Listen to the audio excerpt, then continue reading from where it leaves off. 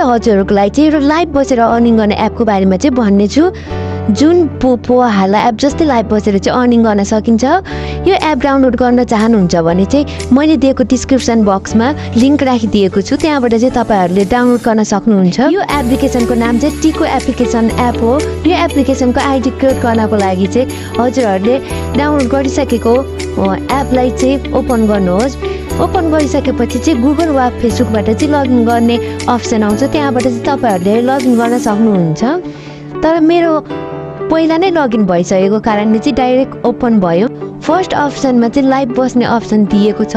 Start live गर्नु बित्तिकै यहाँबाट चाहिँ लाइभ स्टार्ट हुन्छ।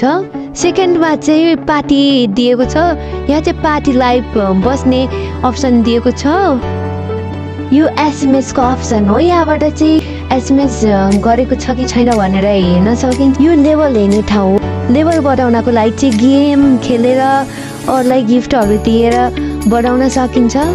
ट्याक्स अर्निङबाट चाहिँ यहाँ डेली ट्याक्सको बारेमा चाहिँ भनेको छ। यहाँ चाहिँ डेली ट्याक्सहरू चाहिँ हजुरहरूले कम्प्लिट गरेर चाहिँ रिवार्ड प्राप्त गर्न सक्नुहुन्छ। हजुरहरूलाई यो एपको बारेमा चाहिँ अरू पनि केही जानकारी चाहनुहुन्छ भने चाहिँ मलाई टेलिग्राममा चाहिँ फलो गर्नुहोस् र त्यहाँ चाहिँ एसएमएस गर्नुहोस्। म हजुरलाई त्यहाँबाट चाहिँ थप सपोर्ट गर्नेछु।